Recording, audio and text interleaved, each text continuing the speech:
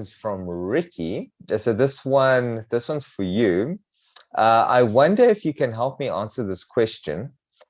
If a neighbor's tree is hanging over your property, severely overgrown and taking up a lot of space, who's responsible for cutting it down or maintenance?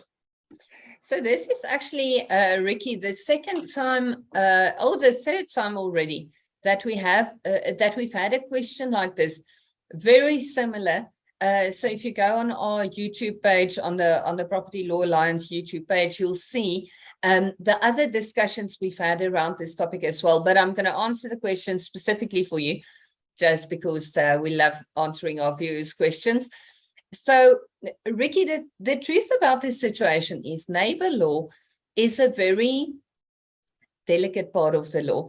As much as, if we look at, for instance, a non-paying tenant to go out guns blazing, stern letters from the start, the intention is to break the relationship between the parties. It's like a divorce. If there are no kids involved, you can go in guns blazing. It's not ideal. I'm not a guns blazing kind of attorney, but you can't cause that much harm if the intention of your actions would be to end a relationship. Very different when it comes to neighbors, because that neighbor's tree, as much as it's a problem for you right now, the neighbor will remain your neighbor, and in all likelihood, that tree, that's the thing about a tree, trees have a way of growing again. So it's a bit of a tightrope situation where you need to balance very gently the relationship between you and your neighbor and still getting what you want. Okay, so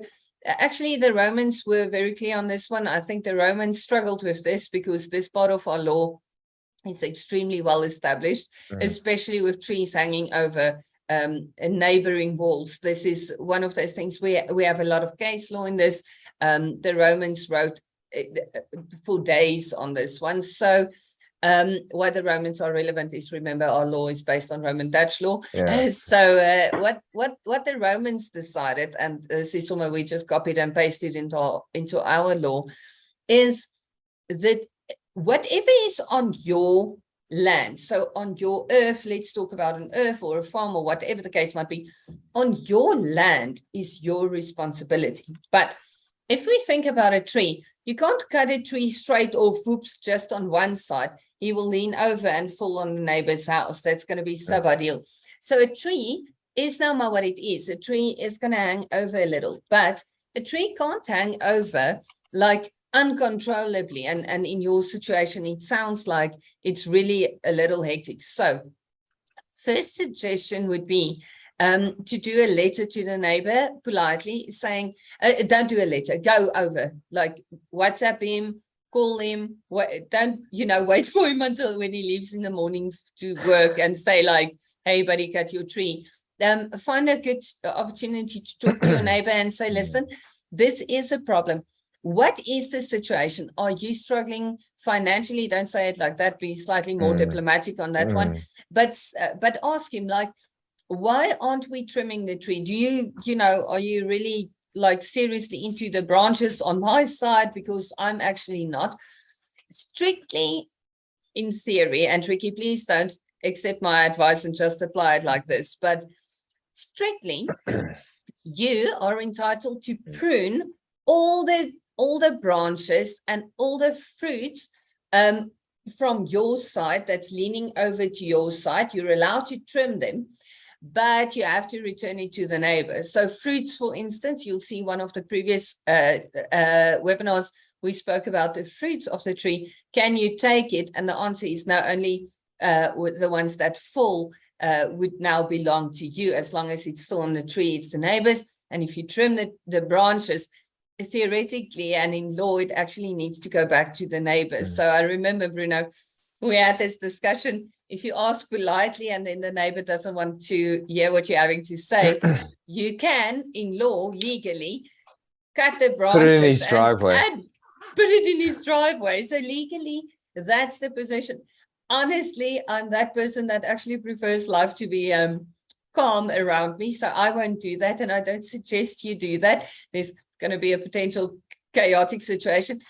have a conversation. The neighbor is supposed to trim it. If you really get no joy with the guy, you can do a letter of demand, contact Bruno's firm or my firm, get in contact with us. We can do a demand to the neighbor to demand that he trims, and then says, if you don't trim, you're going to trim it on his behalf, and you will hold him liable for the reasonable cost of trimming. So I hope that helps. Bruno, did I miss something? We've had this conversation a few times. Yeah, no, absolutely. So No, by so now you I spoke hope I have about the answer. no, so you spoke about responsibility. You spoke about need, the cost implication. So who would actually need to pay for it, and then obviously the archaic way of actually dealing with branches and stuff like that. And yeah, I mean, this for any other viewers, this always ties in to trees overhanging that aren't merely a convenience but are a threat. For storms and falling over and stuff like that. Similar things apply to trees that might be cracking walls or that sort of thing. Obviously, if it starts going to foundations and stuff like that, it starts getting very serious. But yeah, the neighbor's tree should not be intrusive. No, and you are allowed to demand that he removes it. So I think it's a very important conversation. I think especially with neighbors, it could go so. I'm blessed with amazing neighbors. We actually have quite easy conversations, but I mean, not everybody has that situation. Yeah, no, absolutely.